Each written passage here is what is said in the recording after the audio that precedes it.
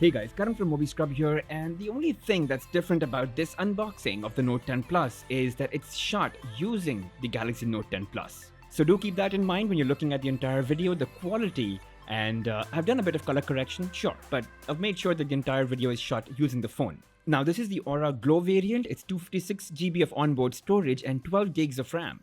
And there you go, the Aura Glow. This in itself is a pretty neat feature. You know, it changes colors as light falls on it, and it does so in a very nice, subtle way. You know, it's not too flashy as it might feel like in videos, but trust me, when I'll show it in the video ahead. But let's go on for now. You get the super fast charger, it's 25 watts. The 45 watt charger that's only compatible with the Note 10 Plus is something you'll have to buy separately. You do get the Type-C cable, but this is Type-C on both ends. So if you look at the adapter as well, you will see that it's got a Type-C port now. So if you were using regular cables to connect to your computer, you've got to be careful about that. And then there's the AKG tuned Type-C headphones. Type-C because there's no more headphone jack, so you can connect your Type-C earphones if you've got them. Otherwise there's one in the box, and then there's wireless earphones, so go for it. And then there's also replaceable tips for the S Pen just in case you rupture one, but yeah, that's there for you if you need one. And that's pretty much in the box, but let's go ahead and deep dive into the case and documentation, which we will obviously get aside. So there's quick start guide, there's warranty and all of that. But then the case that you get, it's a rubber casing. It's not like the plastic casing that you got with the Galaxy S10 Plus, so it's a little different. Of course, the cutout is bigger because of the camera unit. And yeah, it's flexible, it's there for you. Definitely have it on, you don't want to ruin that beautiful back. And talking about beautiful backs, it's the Aura Glow, which I think is a feature of its own. As I said, it looks really unique and throws off different colors at different angles. And it's not so flashy as it looks in videos. It's actually just a silverish color, but depending on light around you, it will reflect colors in rainbow style. But whether you will like it or not, I highly recommend that you go to the store and experience this unit in person. Anyway, speaker grill at the bottom, no headphone jack. At the top, you have your SIM card slot and of course the microphone. And then on the right side, you don't have any keys because everything's on the left now. So if you look over the right side, you'll see there's nothing at all. So that's something that you'll have to get used to if you've been using Samsung phones, because the power buttons has always been on the right side. You get a hybrid SIM tray, so you can have 2 SIM cards or 1 SIM card and 1 microSD card to expand storage by 1 terabyte. And that's the S Pen. It's purple for the Aura Glow variant. And a couple of things that are new is that this unit now is Unibody. It's tightly sealed. It feels slightly heavier, but definitely better and more high-tech. And now it has gyro sensors that allow for air gestures. And we'll talk more about that shortly. Now, turning the phone on, you get Android 9 Pie layered on top with Samsung's popular One UI version 1.5.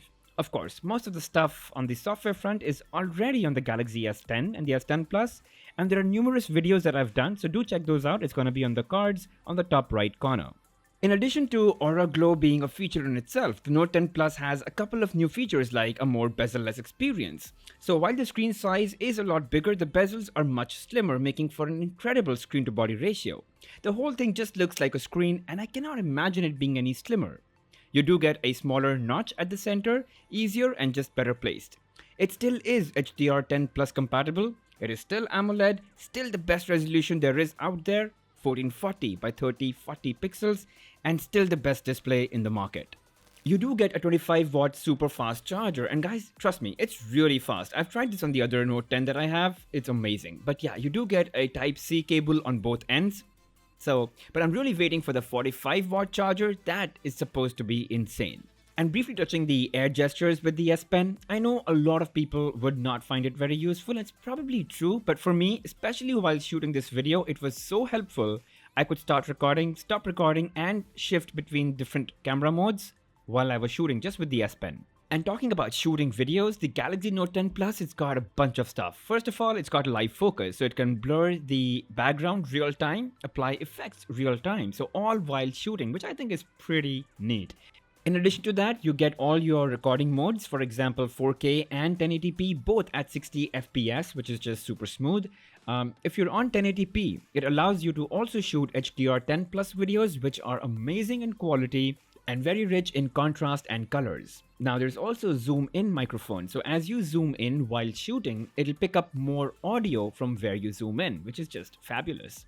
Now you also get super slow-mo, so at 960 frames per second, you get slow motion and you get hyperlapse. So these are functions that have been there earlier. Just if you're looking for a camera phone that can record videos, this is the one.